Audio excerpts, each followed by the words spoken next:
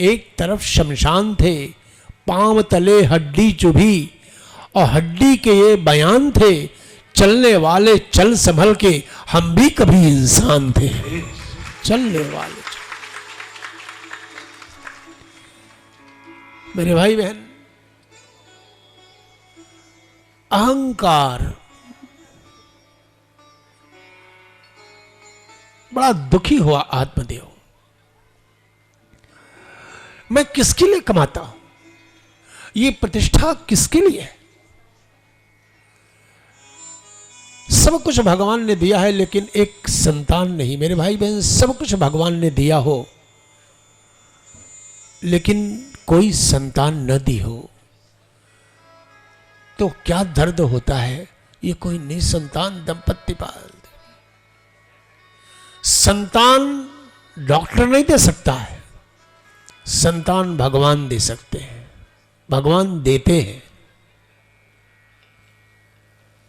संतान किसको नहीं होती? जिस व्यक्ति के का बृहस्पति और पंचमेश, थोड़ी सी बात मैं यहां बताना चाहूंगा, क्योंकि देखिए कथा के माध्यम से हमको सर्वांगीण विकास करना है। आर्थिक, शारीरिक, मानसिक, आर्थिक, सामाजिक, राजनीतिक, हर प्रकार का विकास होना चाहिए मेरा। हार्मोनियस डेवलपमेंट हो चाहिए। केवल मेरा मानसिक विकास हो या आध्यात्मिक विकास हो, ऐसा नहीं। कथा यहीं से शुरू है कि आदि भौतिक, आदि दैविक और आदि दैविक, ये तीनों कष्ट का निवारण है। संतान हमको मिलते हैं बृहस्पति के कारण। मैं बीच में थोड़ी सी बात कहना भूल गया था। ये पांचों उंगलियां स्वतंत्र हैं, फिर भी वो हथेली सी जोड़ी है। उसी प्रकार से मनुष्य स्वतंत्र दिखाई पड़ता है, लेकिन भगवान से निरंतर जुड़ा है हर क्षण। जिस समय लातूर में इतनी बड़ी घटना हुई, आज से 20-22 साल पहले, कितने लोग अकाल मृत्यु को प्राप्त हो गए। उनकी स्मृति हमारे दिलों में आ गई, लेकिन उनका शरीर नहीं रहा। क्या कारण? भौतिक शरीर रहा होगा, लेकिन उसमें से प्रभु का जो सूक्ष्म शरीर है दान दिया हुआ, वह शरीर निकल गया, तो उस भौतिक शरीर की कोई कीमत नहीं रही। इसी प्रकार से मनुष्य प्रतिक्षण भगवान से जुड़ा है। 7 प्रत्यक्ष ग्रह, सूर्य, चंद्रमा, मंगल, बुध और बृहस्पति, शुक्र और शनि, ये 7 प्रत्यक्ष ग्रह प्रतिक्षण मनुष्य की निगरानी करते हैं और प्रतिक्षण मनुष्य को नियंत्रित करते हैं।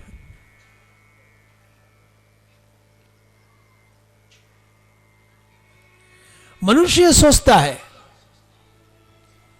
कि मैं कर लेता हूं, ये कर लूंगा, वो कर लूंगा, वो कर लूंगा। वो कुछ नहीं कर सकता जब तक प्रभु की कृपा ना हो। आत्मदेव जानता था कि मेरा बृहस्पति निर्बल है, मैं तो कर लेता हूं, लेकिन मेरी धर्मपत्नी नहीं करती। अगर ये थोड़ी सी सहायता करे तो मुझे संतान की स्थिति बन जाएगी।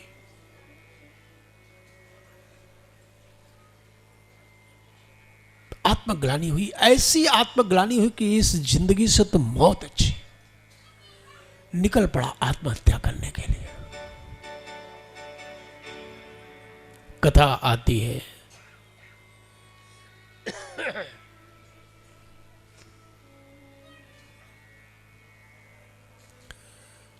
एकदास द्विजो दुःखात् गृहं त्यक्त्वा वनं गतः।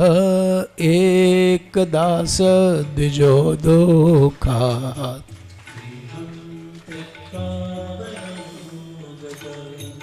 एकदास द्विजो दुःखात् गृहं त्यक्त्वा वनं गतः।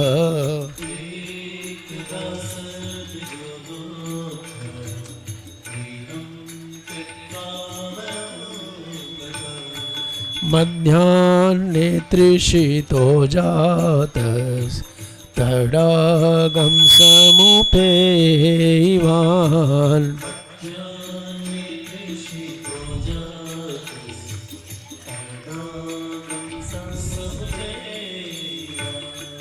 पीत्वा जलं निषण्णस्तु प्रजा दुःखेन कर्षितः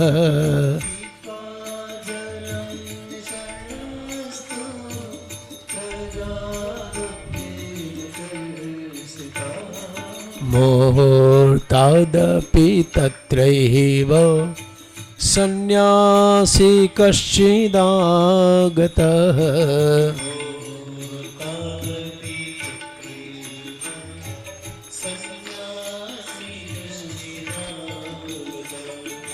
निकल पड़ा आत्महत्या करने के लिए नदी के तट पर आया।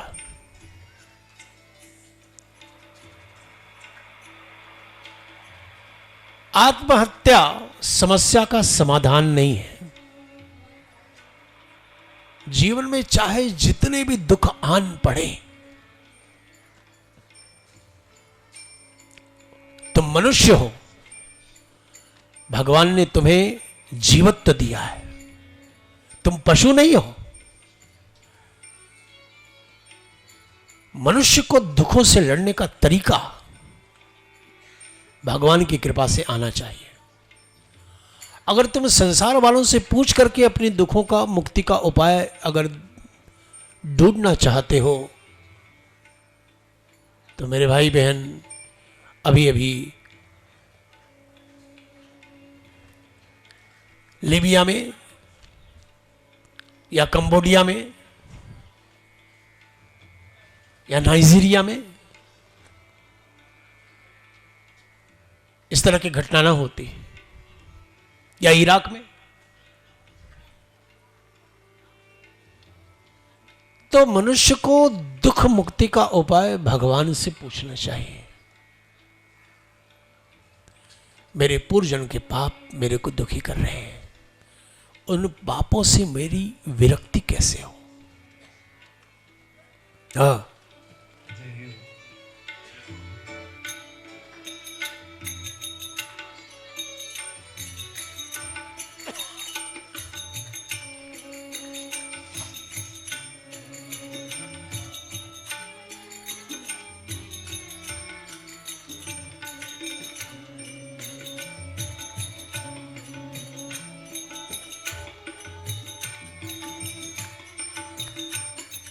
दृष्ट्वा पीतजलं तं तु विप्रो यातस्तदन्तिकम्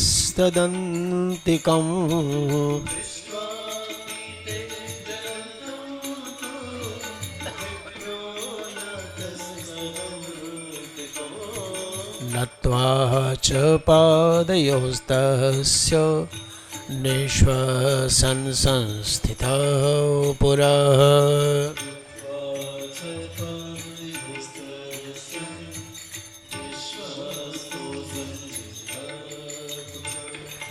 आत्महत्या करने वाला सबसे पहले भीतर से कमजोर होता है। बाहर से अकड़ कुछ हो, लेकिन भीतर से कमजोर हो जाता है, तभी आत्महत्या का रास्ता अपनाता है। भागवत कथा सिखाती है कि आत्महत्या दुख का निदान नहीं है, दुख का निदान प्रभु के पास में है। आपने देखा, जिस समय भगवान श्री राम थे या भगवान श्री कृष्ण थे, उनके सानिध्य में उनके नाम को भी किसी ने लिया, उसने आत्महत्या की क्या? एक भी व्यक्ति नहीं मिलेगा। फिर भी आज हम इतने नीचे क्यों हो गए? हमारा मानसिक स्तर इतना नीचे क्यों हो गया कि हम आत्महत्या करने पे मजबूर हो जाते हैं?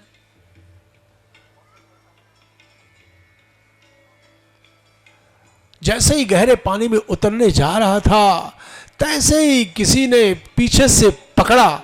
नहीं नहीं, क्या कर रहे हो? मुड़ के देखा कि तो एक संत दिखाई पड़े। आहा, आहा।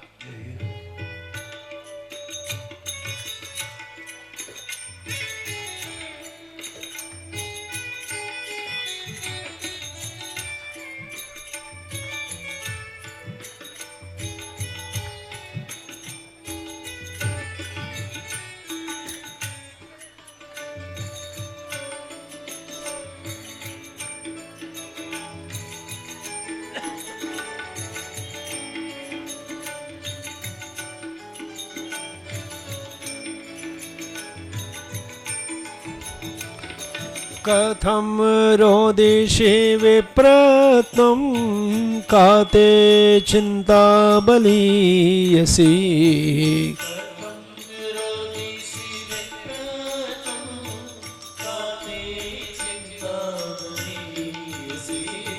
वदतं सत्वरं मह्यं स्वस्य दुःखस्य कारणो।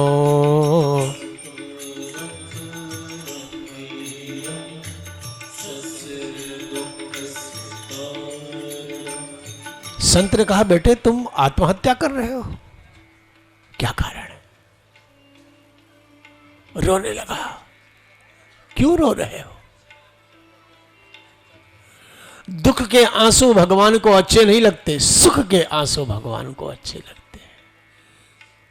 कथा सुनते सुनते अगर मेरे आंखों से आंसुओं की धारा निकले, समझ जाओ वही आंसू मेरे ठाकुर को प्यारे हैं।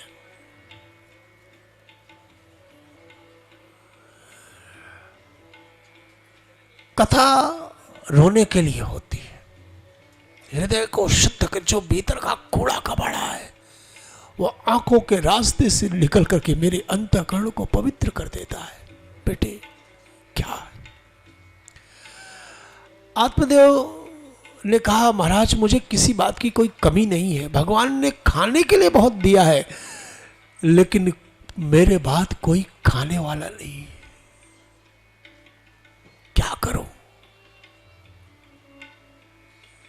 और हां, मैंने शास्त्रों में पढ़ा कि अपुत्रस्य गतिर् नास्ति, जिसको पुत्र नहीं है उसको सदगति नहीं मिलती है। महाराज तो मैं ब्राह्मण भले हूं, इतने कर्म करता हूं, लेकिन मुझे सदगति कैसे मिलेगी जब मेरे को पुत्र नहीं है?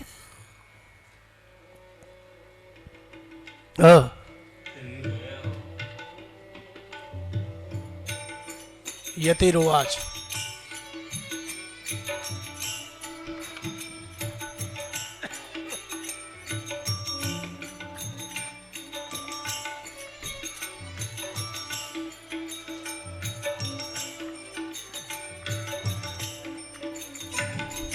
मुंचा ज्ञानम प्रजारूपं बलिष्ठा कर्मणो गते।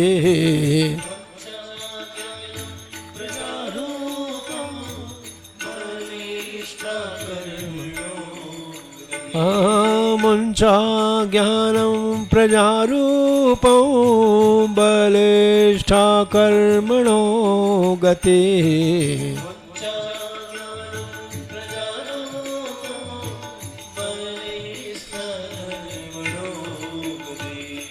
विवेकं तो समासाद्य त्यज संसार वासनाम।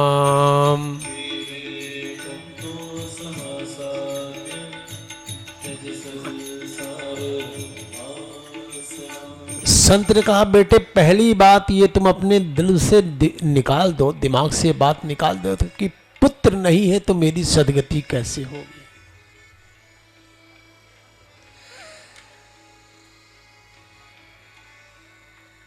बेटे पहली बात, पुत्र से मुक्ति नहीं मिलती है। वंश के रक्षण के लिए सत्कर्म करो। यदि पुत्र ही माता पिता को सदगति दे सकता है तो संसार में प्रायः सभी को पुत्र होते हैं, सभी को सदगति मिल जानी चाहिए। लेकिन बेटे पुत्र माता पिता को सदगति नहीं देता, ये ध्यान रखना। पिता को और माता को ऐसी आशा कभी नहीं रखनी चाहिए कि मेरा पुत्र श्राद्ध करेगा तो मेरी सदगति हो जाएगी। श्राद्ध करने से जीव अच्छी योनि में तो हो जाता है, लेकिन ये मत समझ लेना कि जन्म मृत्यु के फेरे से मुक्त हो जाता है। श्राद्ध और पिंडदान मुक्ति नहीं दिला सकते। श्राद्ध करने से पितृगण प्रसन्न होते हैं और आशीर्वाद देते हैं। पिंडदान क्या होता है? हमारे बड़े बुजुर्ग बैठे हैं, मेरी विदेशी माताएं बैठी हैं। पिंडदान, ये शरीर एक पिंड है, इस पिंड का दान करना है। इस पिंड का दान किसको करना है? भगवान को करना है। इस शरीर को परमात्मा को अर्पण करना ही पिंडदान कहलाता है। ये निश्चय करो कि मुझे अपना जीवन मेरे भगवान को अर्पण करना है। इस प्रकार से जो जीवन अपने भगवान को अर्पण करे उसी का जीवन सार्थक है और उसी का पिंडदान सच्चा पिंडदान होता है, वरना आटे के पिंडदान से कोई लाभ नहीं मिलता। उसी का पिंडदान सच्चा पिंडदान कहलाता है।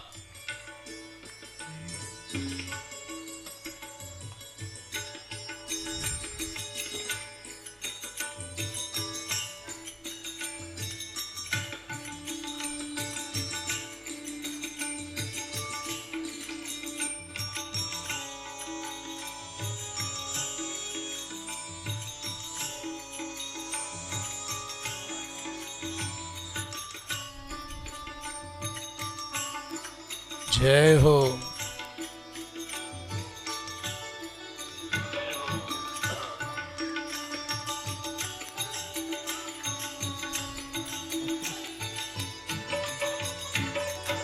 अगर आटे के पिंडदान से मुक्ति मिल जाए तो बड़े बड़े ऋषि महर्षि संत इतनी दिनों तक तपस्या ध्यान क्यों करते?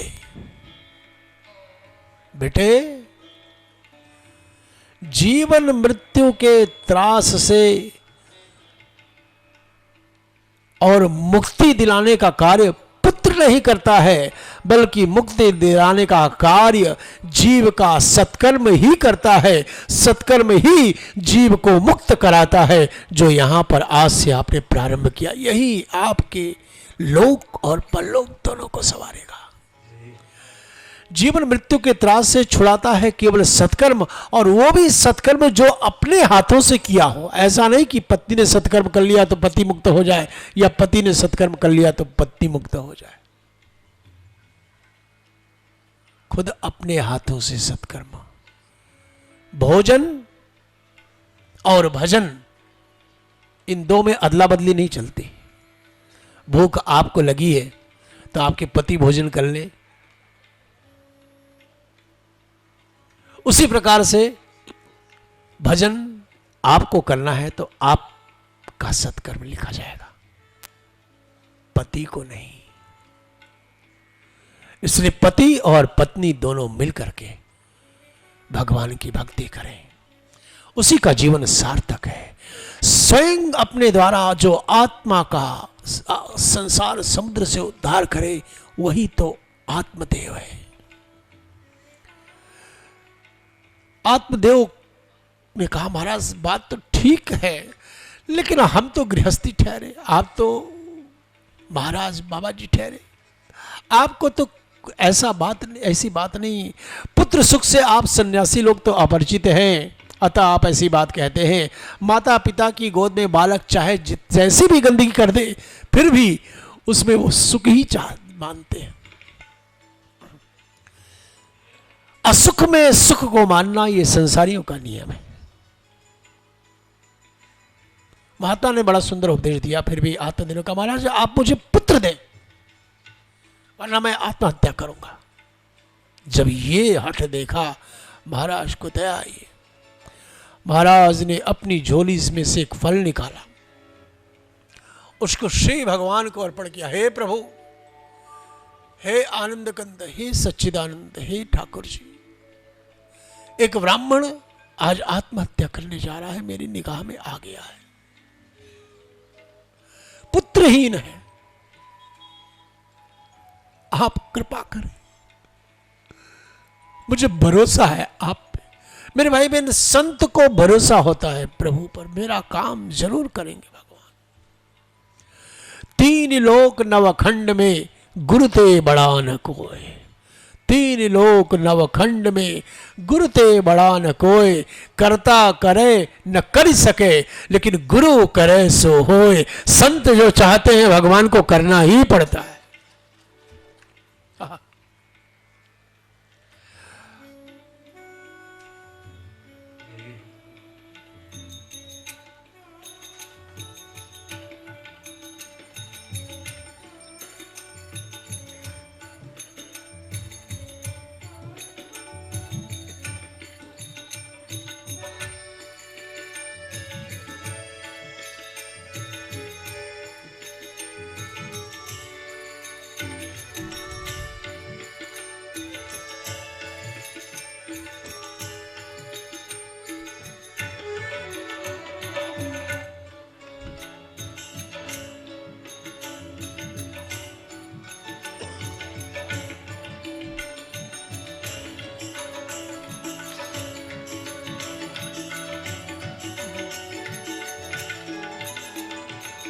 आत्मदेव को फल दिया, फल लेकर के आत्मदेव बड़ी खुशी खुशी से लौटा। यही होता है मेरे भाई। गया था आत्महत्या करने के लिए, लेकिन कैसे उसका जीवन पलटा। पत्नी को लाके फल दिया, एक संत का आशीर्वाद है तो इसको खा ले, निश्चित रूप में हमारे यहां पुत्र होगा। फल देकर के, ये सारी घटनाक्रम उसको नहीं मालूम थे, धुंधली को। फल देकर के आत्मदेव अपने काम में चला गया। फल को धुंधली ने हाथ में लिया। धुंधली मतलब तर्क करने की बुद्धि। मेरे भाई बहन, ये तर्क करने की, तर्क वितर्क कुतर्क करने की बुद्धि ही धुंधली है। ये इस जीव रूपी आत्मदेव की पत्नी है, हमेशा इसके साथ में रहती है और ये भक्ति के मार्ग से हटाती है। इसलिए जो आप देखें, जो जिनके जीवन में तर्क है, वितर्क है, कुतर्क है, उनके जीवन में भक्ति नहीं रहती।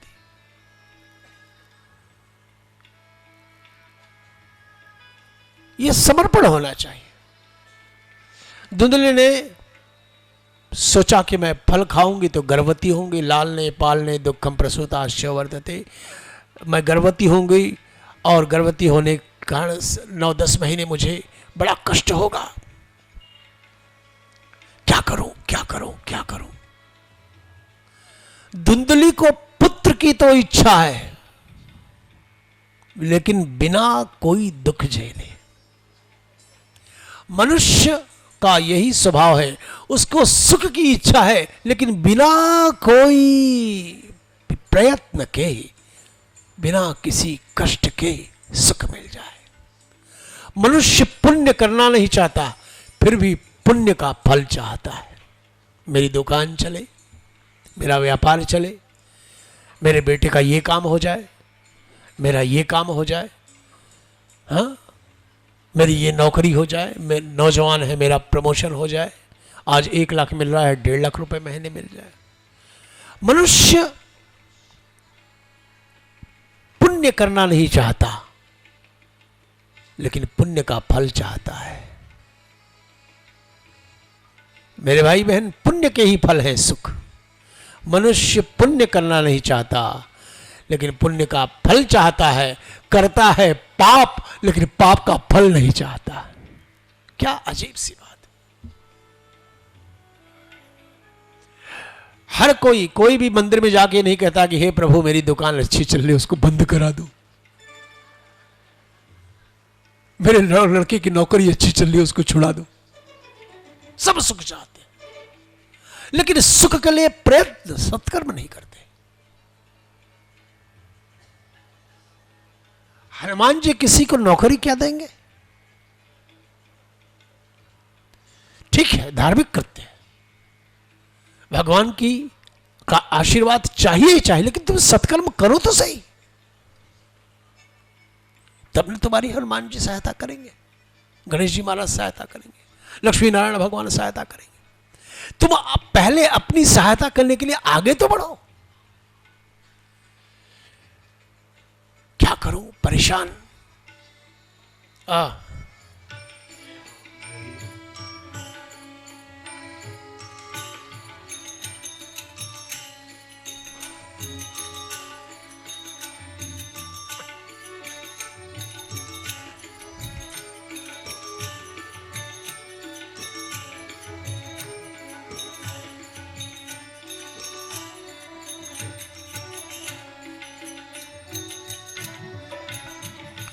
एवं कुतर्क योगेन तत्फलं नैव भक्षितम्।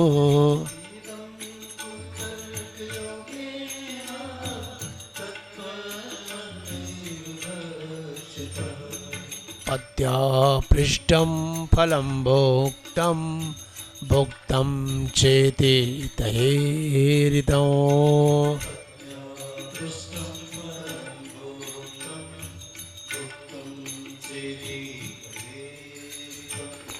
पत्या पृष्टं फलं भोक्तं भोक्तं चेति तये।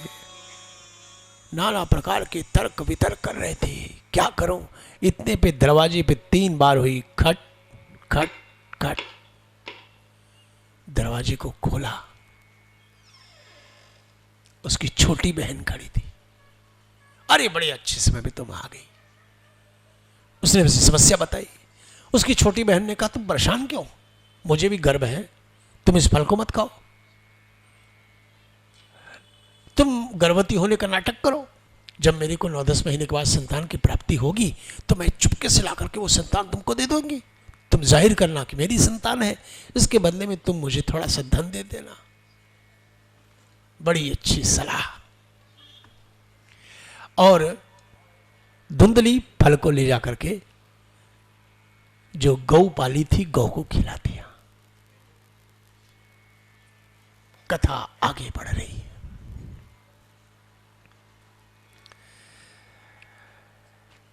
दस महीने के बाद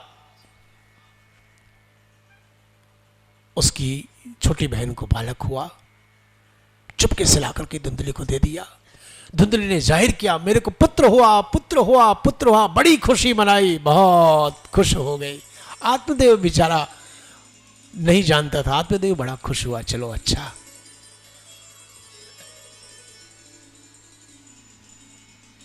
उधर जिस गौ को फल खिलाया था, समय आने पर उस गौ को भी एक नराकृति बालक का जन्म हुआ।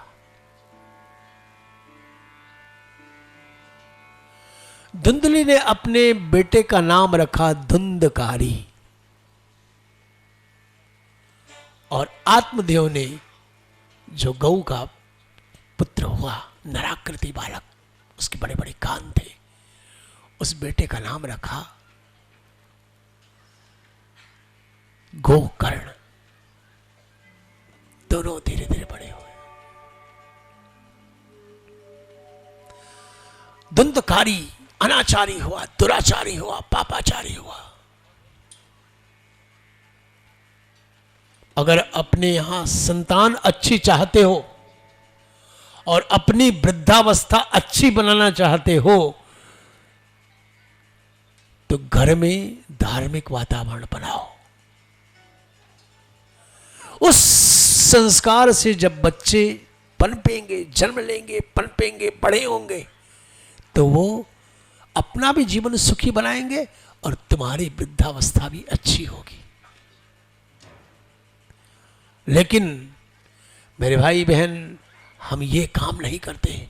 युवानी के नशे में चूर। अक्सर मैंने देखा है दंपतियों को, वो भक्ति नहीं करते, बिना भक्ति के संतान का जन्म हो जाता है। तो मेरे भाई बहन, जिंदगी भर जहालत झेलते। इस जहालत से अगर बचे रहना चाहते हो तो एक ही सूत्र अपनाओ, घर में भक्तिमय वातावरण बनाओ। धुंधकारी अनाचारी हुआ, पापाचारी हुआ, दुराचारी, छोटे छोटे बच्चों को ले जाकर के बहुत मारता था, पीटता था, कुछ को कुएं में डाल देता था।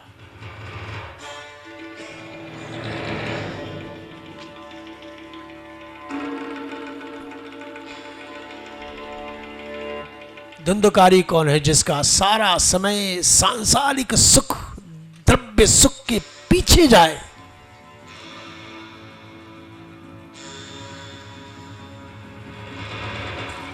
वो लातूर में बैठे बैठे भी धुंधकारी की वृत्ति में जीता है।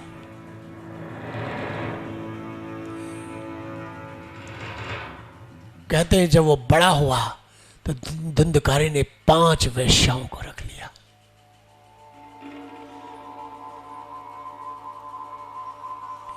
इस जीव रूपी धुंधकारी की 5 वेश्याएं होती हैं। रूप, रस, गंध, शब्द और स्पर्श, ये 5 वेश्याएं होती हैं। इसी में ये धुंधकारी फंसा रहता है। किसी को रूप सुख की ओर, किसी को रस सुख की ओर। मेरी जिह्वा पर अगर कंट्रोल नहीं है तो समझो मेरे में धुंधकारी वृत्ति है। मैं केवल अच्छे अच्छे कपड़े पहनना चाहूं, अच्छे अच्छे गहने पहनना चाहूं, लेकिन मन दूषित हो, ये धुंधकारी वृत्ति। भगवान जीव जब भगवान के द्वार पर खड़ा होता है तो भगवान जीव के तन और धन को नहीं देखते, बल्कि मन को देखते हैं। इसका मन कैसा है। भगवान ने खुद कहा है कि निर्मल मन जन सो मोहि पावा। ऐसा नहीं कहा कि निर्मल तन, निर्मल धन, ना, निर्मल मन। और मोहि कपट छल छिद्र न भावा। कहते हैं वो धुंधकारी शव हस्ते तो भोजनम, शव के हाथ से भोजन करता था। किसके हाथ शव के हैं? जो हाथ भगवान की सेवा नहीं करते, जिन हाथों से भगवान की सेवा ना हो, जो हाथ परोपकार नहीं करते, जो हाथ सत्कर्म नहीं करते, वो शव के हाथ होते।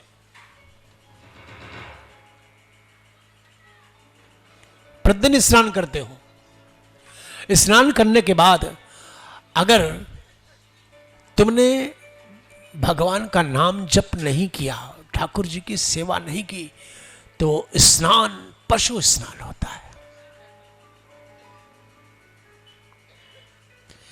धुंधकारी शुद्धि से दूर था, कामी था तो प्रतिदिन स्नान करता था, परंतु स्नान के बाद अगर भगवान की सेवा न हो तो स्नान व्यर्थ हो जाता है। अतः स्नान के बाद अगर सत्कर्म किया तो समझो मैंने मनुष्य का स्नान किया, अन्यथा पशु का स्नान हो गया। स्नान केवल शरीर को शुद्ध रखने के लिए नहीं कहा गया है। स्नान के बाद अगर रोज प्रतिदिन भगवान की सेवा ना हो, तन से, मन से और धन से, तो स्नान भी पाप हो जाता है। शास्त्र में 3 प्रकार के स्नान बताए गए हैं। सबसे पहला है ऋषि स्नान, फिर दूसरा है मनुष्य का स्नान, और तीसरा है पशु का स्नान। ऋषि स्नान क्या है? जो प्रातः 4 से 5 के भीतर में जो स्नान किया जाए वो स्नान कहलाता है ऋषि स्नान। और 5 से 6:30 के भीतर जो स्नान किया जाता है वो स्नान कहलाता है मनुष्य स्नान। और 6:30 के बाद जो स्नान किया जाए वो स्नान पशु स्नान कहलाता है। ये तो तुम्हारे हाथ में है कि तुम कौन सा रोज स्नान करते हो, ये तुम्हारे हाथ में।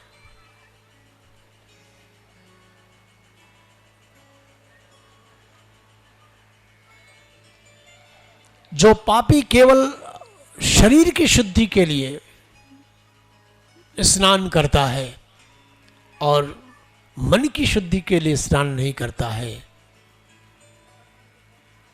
वो वास्तव में अपने जीवन को दूषित करता है। अब तो पुत्र के दुराचरणों को देख करके आत्मदेव को बड़ी ग्लानि हुई। इससे तो अच्छा रहता कि मैं पुत्रहीन रहता।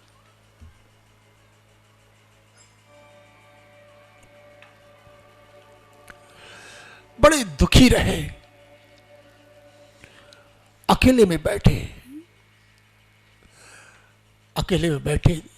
गोकर्ण ने देखा। गोकर्ण पिता के पास पहुंचते हैं। गोकर्ण ने पिता के हाथ को पकड़ा। पिताजी क्या कर रहे?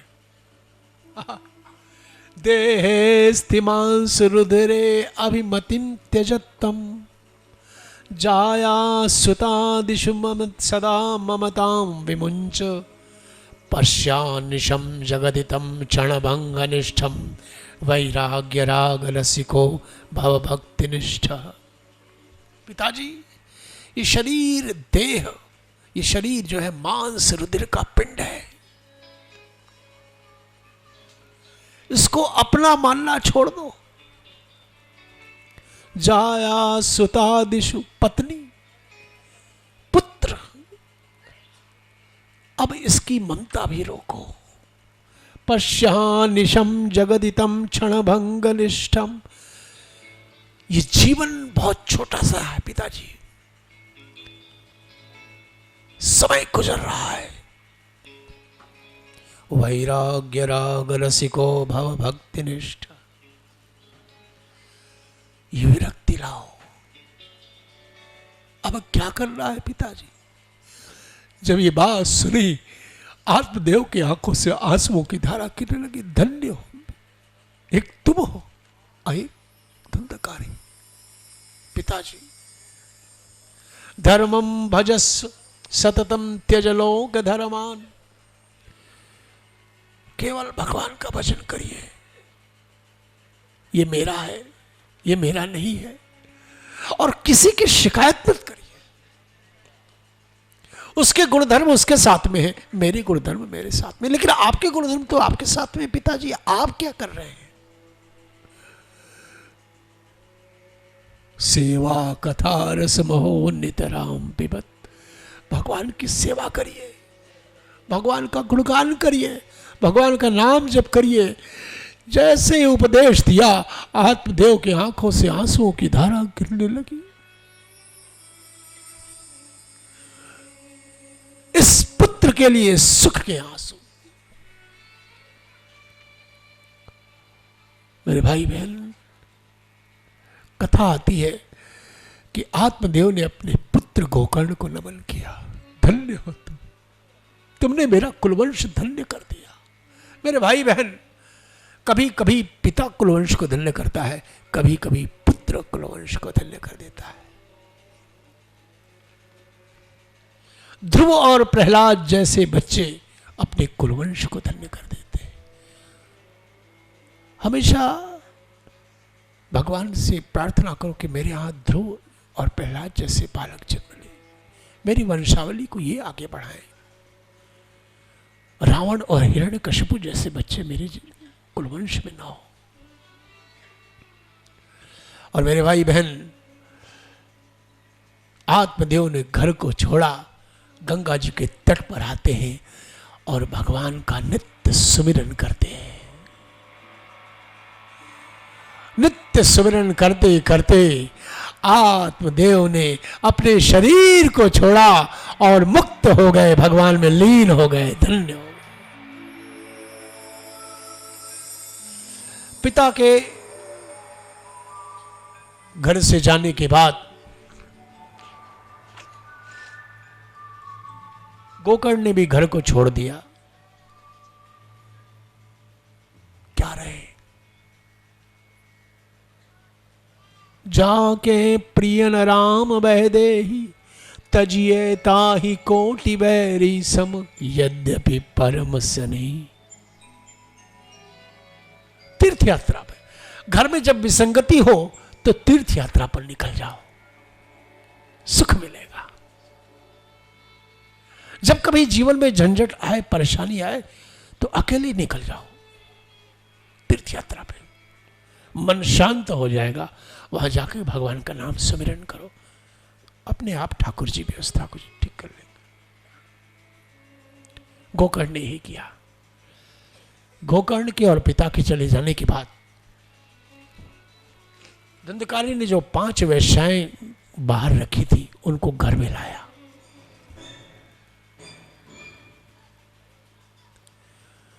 जो विनाश के रास्ते पे आता है, वो विनाश के मार्ग को प्रशस्त करता रहता है अपने दुष्कर्मों के कारण। उसने एक दिन अपनी मां को बहुत पीटा। धुंधली को आत्मग्लानि हुई, इतनी आत्मग्लानि हुई कि पड़ोस के कुएं में जाकर के गिरती है धड़ाम से और आत्महत्या कर लेती। मेरे भाई बहन, एक दिन आत्मदेव गए थे, आज धुंधली ने आत्महत्या की। कब तक बचोगे? जीवन में दुष्कर्म है तो कब तक बचोगे? एक ना एक दिन विनाश के गर्त में गिरोगे। इतिहास हमारे सामने। इस गर्त में मत गिरो, इसके लिए अभी से सचेष्ट हो जाओ। इस तरह के आयोजन इसी के लिए होते हैं। मेरे भाई बहन, यही जीवन की धन्यता है। हमारी क्षीर सागर परिवार के द्वारा और इस योजना को बनाने में सबसे प्रिय रामेश्वर जी ने और पूरे परिवार ने, और इसमें सबसे बड़ा सहयोग आप सभी का है। यही आपके सुख का मार्ग प्रशस्त कर रहा है। वैश्याओं ने कहा धन दो धन दो धन दो। राजा के यहां चोरी की, चोरी करके बहुत सा धन लाया, रखा रहा।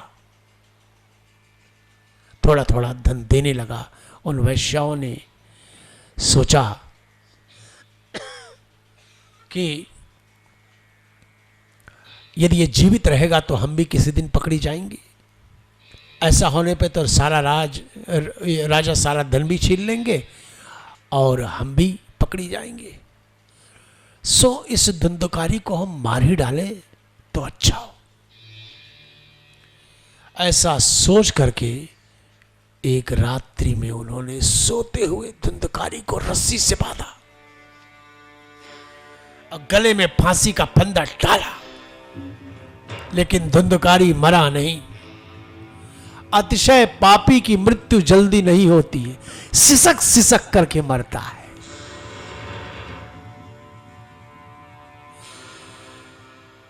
मृत्यु ऐसी हो कि यूं ही निकल जाए। ऐसे ऐसे महापुरुषों के मैंने देखा है मेरे भाई। अभी वाराणसी में सेठ दीनदयाल जी जालान, बहुत धार्मिक व्यक्ति, खूब सत्कर्म करते थे। हरिद्वार में गए स्नान करने के लिए, और स्नान करते करते गंगा में जो डुबकी लगाई, डुबकी लगाते लगाते ही शरीर को छोड़ दिया। वही मुक्त गंगा जी में उनका अचेत शरीर उनके बेटे ने संभाला। ऐसी ऐसी। अभी मैं तिरुपति बालाजी का दर्शन करने गया था। मेरे को जो परिवार ले गया था उसने बताया, उसकी दादी जी 88 साल की थी, बहुत दिनों से उनकी मंशा थी। तिरुपति बालाजी का दर्शन करने के गए, दर्शन करने के लोग ले गए, और दर्शन करने के लिए जैसे पहली कतार में बालाजी का दर्शन किया, दर्शन करते करते खड़े ही वही गिरती है और वही उन्होंने शरीर को छोड़ दिया।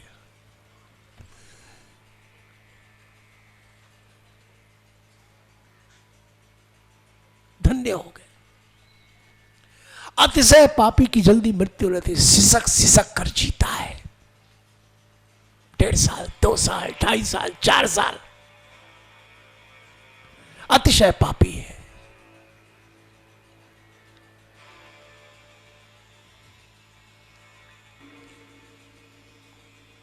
वो जल्दी मरा नहीं। वैश्या ने क्या किया, जलते हुए अंगारे लाते हैं और अंगारे ला करके धुंधकारी के मुख में भर दिए। वो छटपटा करके परेशान होकर के मर जाता है।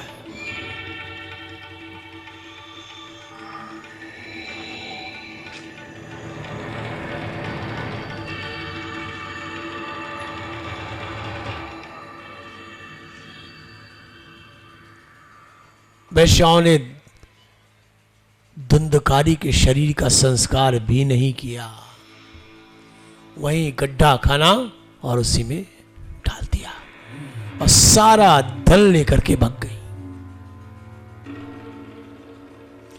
जिसका जीवन धुंधकारी की तरह रहता है उसकी अंतकाल में यही दशा होती है। ये 5 वैश्याएं ही जीविका सब धन ले जाती है। रूप, रस, गंध, शब्द और स्पर्श सब चुरा ले जाती है। यही मारती है। धुंधकारी अपनी मौत नहीं मरता, और वो प्रेत बनता है।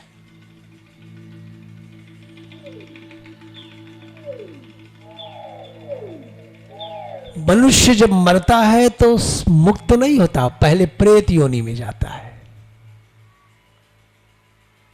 प्रेत योनि में जाने के बाद उसके सत्कर्म और उसके जो वारिसान हैं उसको मुक्त करने के लिए आगे बढ़ते हैं तो मुक्त होता है। बहुतों के पास धन है, लेकिन क्या आपने अपने पूर्वजों को मुक्त करने के लिए श्रीमद् भागवत की मंगलमयी कथा उनको सुनाई क्या? और सुनाई नहीं तो जिस शरीर को इस पूर्वजों ने दिया, जो सारा जीवन उनके कारण चल रहा है, क्या तुम बेईमानी कर रहे हो कि नहीं कर रहे हो?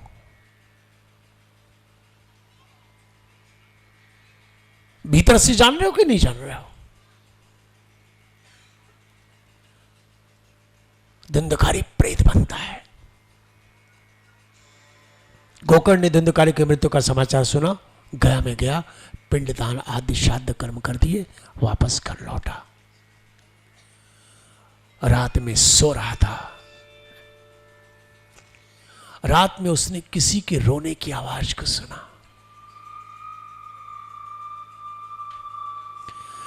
मनुष्य पाप करते हुए तो हंसता है, लेकिन जब पाप का दंड मिलता है तो रोता है।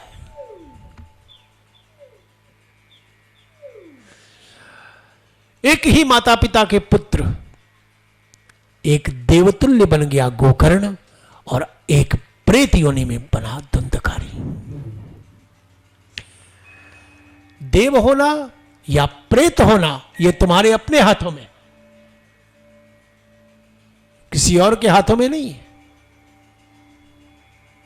गोकर्ण ने पूछा, तेरी ये दशा क्यों हुई? उस प्रेत ने कहा, मैं तुम्हारा छोटा भाई हूं धुंधकारी, और मैं अपने कुकर्मों के कारण प्रेत बन गया हूं, लेकिन मैंने तेरे लिए गया में पिंडदान आदि श्राद्ध कर्म करा दिए, फिर भी तू मुक्त नहीं हुआ।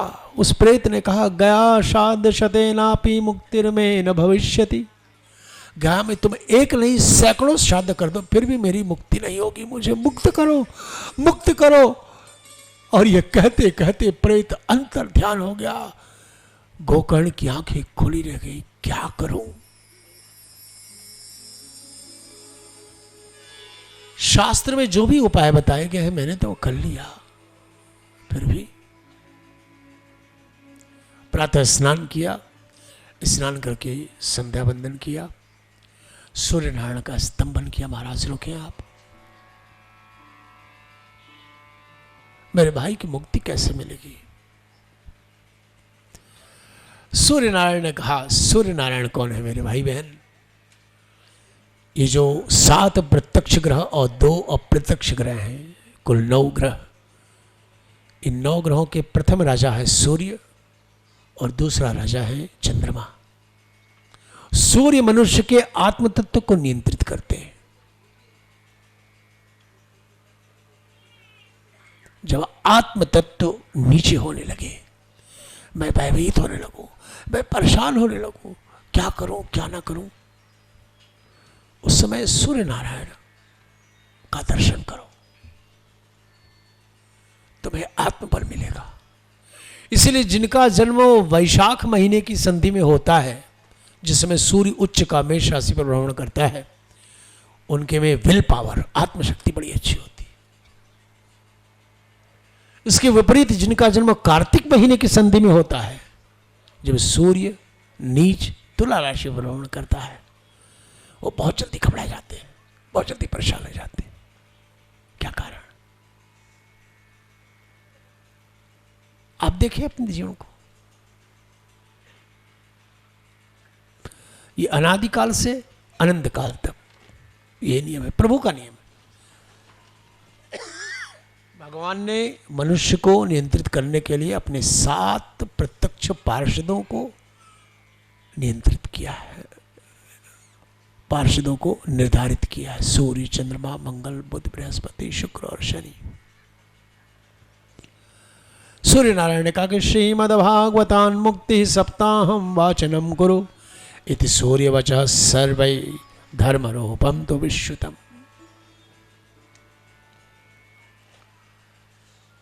अगर तेरे भाई को सदगति दिलाने की इच्छा है तो श्रीमद् भागवत की विधि पूर्वक कथा कर।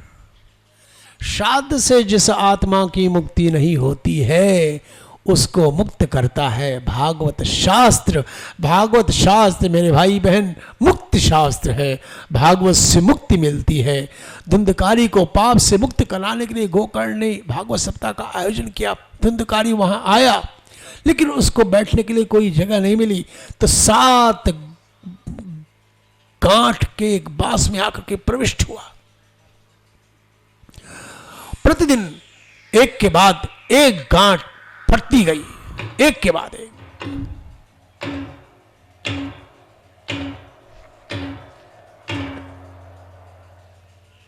और जब 7वें दिन परीक्षित मोक्ष की कथा हुई, पूरा बांस फटता है और बांस में से एक दिव्य पुरुष बाहर निकला।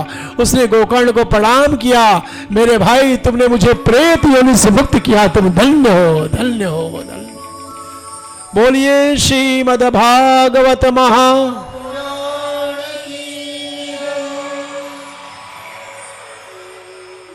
धन्य है ये भागवत कथा। जब जड़ बांस की गांठ टूटती है तो फिर चेतन की गांठ क्यों नहीं टूटेगी।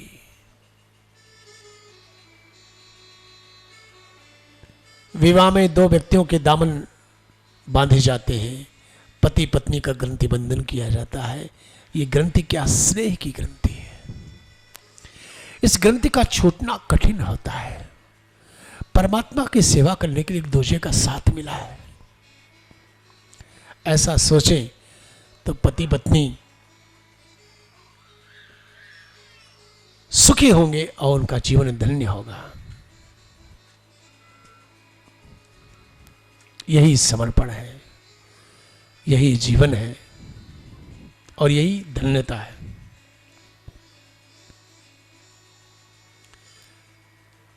ये समर्पण अगर हमारे जीवन में है मेरे भाई बहन, तो हमारा जीवन धन्य है।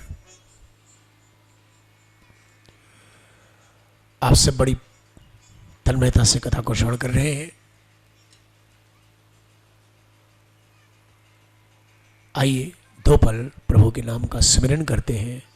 हरे राम राम राम हरे हरे, हरे कृष्ण कृष्ण कृष्ण हरे हरे। भाव से स्मरण करते हैं, भावपूर्वक। और जब व्यासपीठ से भगवान के नाम का संकीर्तन हो तो दोनों हाथों से भगवान की सेवा करते हुए, ये हाथ मुझे बताने की जरूरत नहीं, मैंने अभी थोड़ी देर पहले क्या कहा। जिसके चैतन्य के हाथ होंगे वो सेवा करेंगे, जिसके हाथ चैतन्य के नहीं होंगे वो वंचित हो जाएंगे। आइए सेवा करते हैं बस।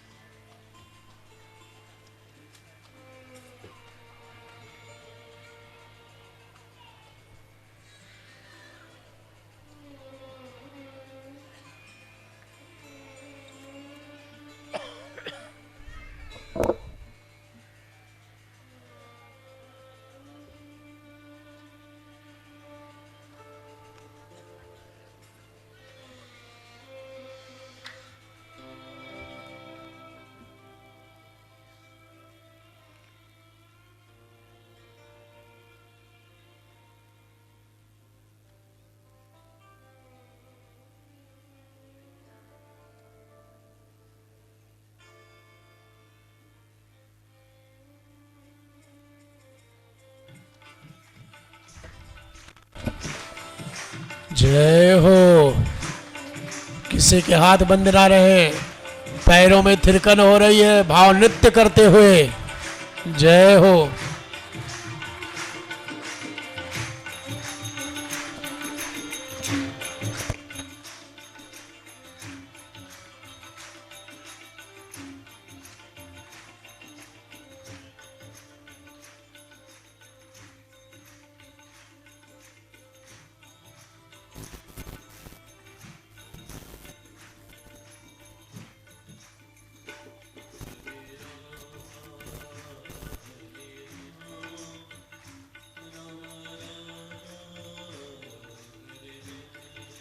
जय हो।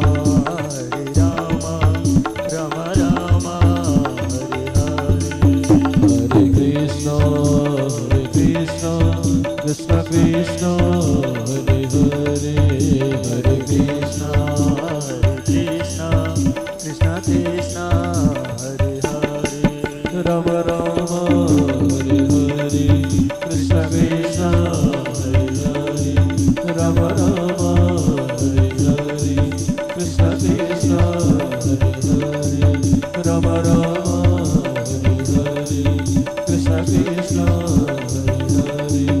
राम राम हरे हरे कृष्ण कृष्ण हरे हरे राम राम हरे हरे राम कृष्ण हरे हरे हरे राम हरे राम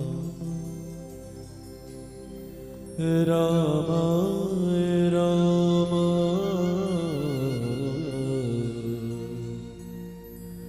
हरे हरे कृष्ण कृष्ण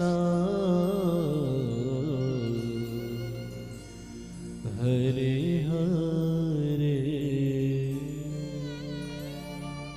बोलिए बाल कृष्ण लाल की जय जय जय श्री राधे। आपसे बड़ी तन्मयता से कथा को श्रवण कर रहे हैं। कल इसकी आगे कथा को हम सब श्री सुखदेव जी महाराज से परीक्षित की भावना से श्रवण करेंगे। कल का इंतजार,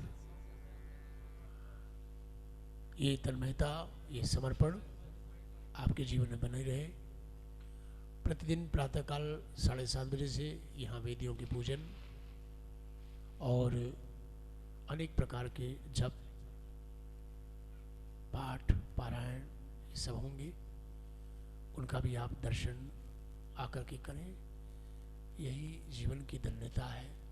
मैं चाहता हूँ जो ये बड़े मुश्किल से 8 दिनों का समय मिला है, पूरा सदुपयोग करें। जितना भी समय, पूरा सदुपयोग करें। एक एक क्षण और एक एक कण को का सदुपयोग हम लोग करें। ठाकुर जी की आरती होगी। आरती में आर्त भाव से हम सब जो यहाँ के हमारे प्रबंधकों की व्यवस्था है उसी के अधीन होकर के और उस अनुशासन का पालन करते हुए हम सब भावपूर्वक ठाकुर जी की आरती करेंगे। आरती और प्रसादी लेने के बाद ही कथा स्थल को छोड़ना समीचीन और संगतपूर्ण कहा गया है। एक बार मिलकर के प्रभु के नाम का जयकारा करते हैं। बोलिए बाल कृष्ण लाल की जय।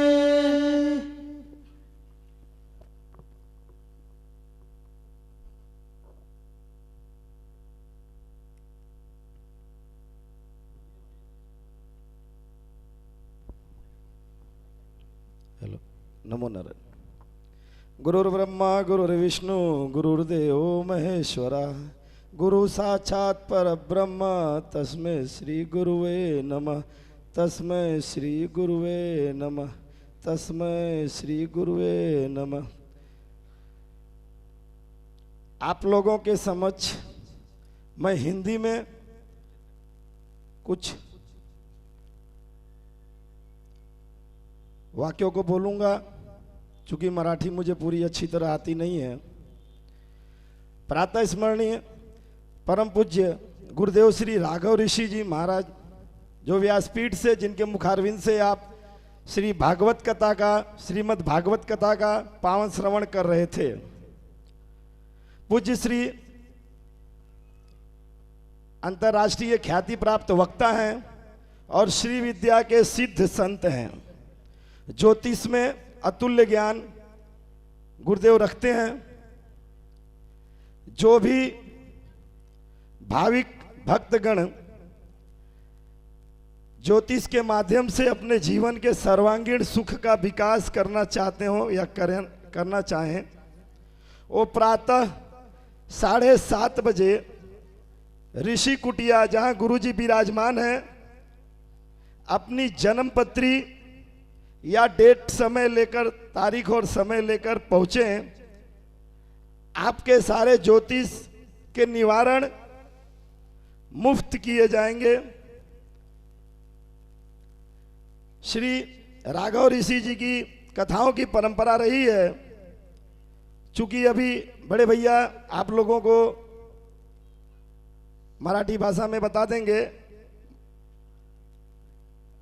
भागवत कथा के निमित्त आया हुआ कोई भी चढ़ावा, कोई भी धनराशि, आरती का पैसा, आरती में जो आप भगवान को अर्पण करते हैं, वो गुरुजी खुद न लेकर के, ऋषि सेवा समिति उसका 1 रुपया भी उपयोग न करके, उसी चल रही भागवत कथा में उस सभी सामग्री एवं राशियों का वितरण कर देती है, सहयोग कर देते हैं। जो भी धनराशि भागवत कथा के निमित्त यहाँ प्राप्त की जाएगी, वो इसी भागवत कथा के अंतर्गत खर्च कर दी जाएगी।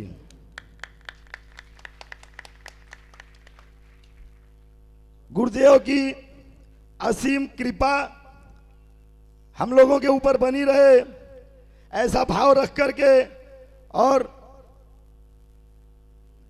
भगवान के चरणों में कल से हम अपने समय अनुसार दोपहर 2 बजे से कथा पंडाल में पहुंचकर भक्तिवाणी का श्रवण करेंगे।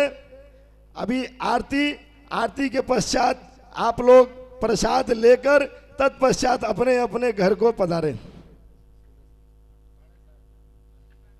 ज्योतिष परामर्श सुबह 7:30 बजे से ऋषि कुटिया में होगा। जो भी भाविक भक्तगण आना चाहें अपनी जन्मपत्री के साथ आए। वह सारी व्यवस्था, परामर्श की व्यवस्था निःशुल्क रखी गई है, जो खुद ऋषि जी के द्वारा होगी। परसों से माफी चाहता हूं, कल से नहीं है, परसों 7:30 बजे सुबह से। धन्यवाद।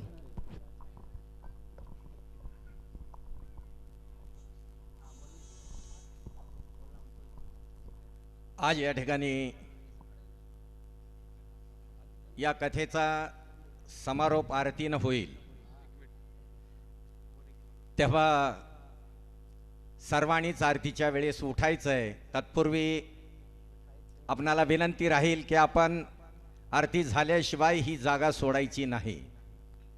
आरतीसाठी ज्यांची नावं घेतली जातील ते सौ आणि स्त्री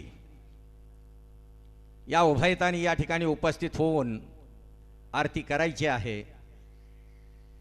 आजच्या या कथेमध्ये महाराजांनी अतिशय सुसंगत अशी विषयाची मांडणी केलेली आहे आणि विशेष करून या विषयाला धरून त्यांचं निवेदन आपल्या सर्वांच्यासाठी एक परिपक्व आणि अनुभव संपन्न असं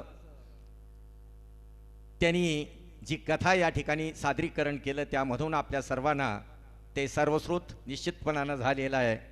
अतिशय हृदयद्रावक विषयांचं विषय मांडणी करताना जी आवश्यक असणाऱ्या बाबी महत्त्वाच्या असतात, त्या बाबीचा उल्लेख खास करून या ठिकाणी त्यांनी केलेला आहे। जीवनाशी आपल्याला सुसंगत असं जीवन कसं जगावं, त्याची संगती कशी असावी, हे आजच्या या कथेमधून त्यांनी सांगितलेलं आहे। उशीर झाला होता, उद्यापासून मात्र ही कथा 2 वाजता सुरू होईल आणि 2 वाजल्यानंतर जे येतील त्यांना त्या कथेचा आस्वाद निश्चितपणानं घेता येणार नाही। आपण 2 वाजण्या अगोदर लवकर यावं। ते विश्वविख्यात असणारे भविष्यकार आहेत आणि परवाच्या दिवशी आपल्या मनातल्या भावना, आपला विचार, आपलं जीवन सफल, यशस्वी की आणखी कसं जाणारा याविषयीचा असणारा भविष्याचा अंदाज आपल्या सर्वांना ते देतील। त्यांची जी या ठिकाणी कुटिया ज्याला आपण म्हणतो, ज्या ठिकाणी त्यांचा हा भविष्यांचा व्यवहार चालतोय, त्या ठिकाणी आपण जावं आणि आपलं भविष्य जाणून घ्यावं, ते परवाच्या दिवशी। आता आपल्याला विनंती राहील की या आरतीसाठी जे यजमान आहेत त्यामध्ये श्री उत्तमराव क्षीरसागर हे फक्त व्यासपीठावरती जातील आणि बाकी ज्यांची नावं या ठिकाणी घेतली जातील ते फक्त व्यासपीठांच्या समोरच्या बाजूला थांबतील। यानंतर माननीय श्री सुरेश धमाले बोरवटी यांनी समोरच्या बाजूला व्यासपीठाच्या समोर थांबायचं आहे। माननीय श्री विष्णू पंडित पवार मार्केट यार्ड लातूर, पांडुरंगजी काचोळ्या मार्केट यार्ड, प्रकाश शहापुरे निलंगा, माननीय श्री किशनरावजी भोपी निलंगा, बालाजी जाधव पाटील निलंगा, ज्ञानोबा जाधव मोरेनगर, जोशी काकू अजिंक्य महिला भजनी मंडळ अजिंक्य सिटी लातूर, प्राध्यापक सोनीजी देवीदास रणखाम उमरगा आणि माननीय श्री स्नेहल देशमुख अजिंक्य सिटी. आपण सर्वांनी या व्यासपीठाच्या समोरच्या बाजूला आरतीसाठी उभं राहायचं आहे. आजची आरती झाल्याशिवाय आपण जायचं नाही. उद्यापासून मात्र एकटे न येता दुकटे ज्याला आपण म्हणतो, म्हणजे एकापेक्षा जास्त संख्येनं आपण उपस्थित व्हावं. आपल्याबरोबर आपले मालक आपले मुलं या ठिकाणी निश्चितपणानं घेऊन यावं. केवळ कथा या ठिकाणी आपण ऐकून जाल तर आपल्यापुरती ती मर्यादित राहील.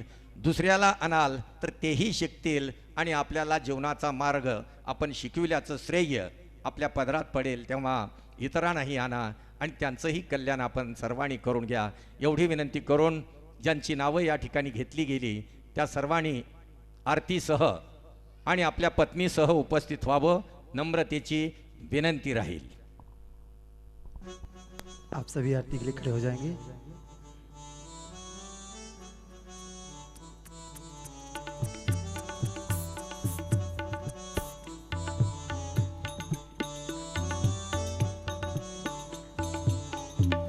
आरती कुंज बिहारी की, श्री गिरिधर कृष्ण मुरारी की. आरती कुंज बिहारी की, श्री गिरिधर कृष्ण मुरारी की. गले में बैजंती माला, बजावे मुरली मधुर बाला. श्रवण में कुंडल झलकाला, नंद के आनंद लाला की. श्री गिरिधर कृष्ण मुरारी की. आरती कुंज बिहारी की, श्री गिरिधर कृष्ण मुरारी की. गगन सम अंग कांति काली, राधिका चमक रही आली. लतन में ठाणे बनमाली, भ्रमर सी अलग कस्तूरी तिलक. चंद्र सी झलक ललित छवि श्यामा प्यारी की. श्री गिरिधर कृष्ण मुरारी की. आरती कुंज बिहारी की, श्री गिरिधर कृष्ण मुरारी की. कनकमय मोर मुकुट दिल से, देवता दर्शन को तरसे. गगन सो सुमर राशि बरसे, बजे मोर छक मधुर मृदंग. ग्वालिनी संग अतुल रति गोप कुमारी की. श्री गिरिधर कृष्ण मुरारी की. आरती कुंज बिहारी की, श्री गिरिधर कृष्ण मुरारी की. जहाँ ते प्रकट भई गंगा, कलुष कलिहारिणी श्री गंगा. स्वर्ण से होत मोह भंगा, बसी शिव जी जटा के बीच. हरे अंग की चरण छवि श्री बनवारी की. श्री गिरिधर कृष्ण मुरारी की. आरती कुंज बिहारी की, श्री गिरिधर कृष्ण मुरारी की. चमकते उज्ज्वल तट रेणु, बज रही वृंदावन वेणु.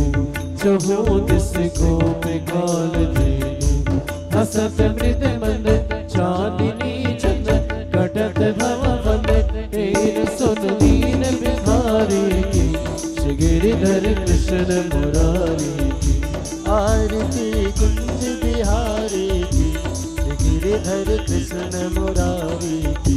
आरती कुंज बिहारी की, श्री गिरिधर कृष्ण मुरारी की. आरती कुंज बिहारी की, श्री गिरिधर कृष्ण मुरारी की, श्री गिरिधर कृष्ण मुरारी की, श्री गिरिधर कृष्ण मुरारी की, श्री गिरिधर कृष्ण मुरारी की। जलेन शीतलीकरणं पुष्पै देवादिमन्त्रम् आत्मादिमन्त्रं हस्तौ प्रक्षाल्य मन्त्रपुष्पाञ्जलिः। ॐ जन्येनाज्ञमयजन्त देवास्तानि धर्माणि प्रथमान्यासन्न तेहनाकं महिमानः सचन्द यत्र पूर्वे साध्याः सन्ति देवाः। ॐ नानासुगन्धिपुष्पाणि यथा कालोद्भवानि च पुष्पाञ्जलिर्मया दत्तो गृहाण परमेश्वर। भगवते श्रीबालकृष्णाय नमः। श्रीमद्भागवत महापुराणाय नमः। प्रार्थनापूर्वकपुष्पं निवेदयामि नमस्करोमि। बोलिए बालकृष्ण भगवान की जय। श्रीमद्भागवत महापुराण की जय। सत्य सनातन धर्म की जय। श्रीमद्भागवत महापुराण की जय। सीताराम भगवान की जय। उमापति महादेव की जय। लक्ष्मी नारायण भगवान की जय। संकट मोचन हनुमान जी महाराज की जय। परम पूजराव श्री महाराज की जय। नमः पार्वती पतये हर हर महादेव। सर्व भाविक भक्तांनी 4 ते 11 तारखेपर्यंत न विसरता ठीक 2 वाजता आपली उपस्थिती प्रार्थनीय आहे. आपल्या सहयोगाशिवाय या ठिकाणी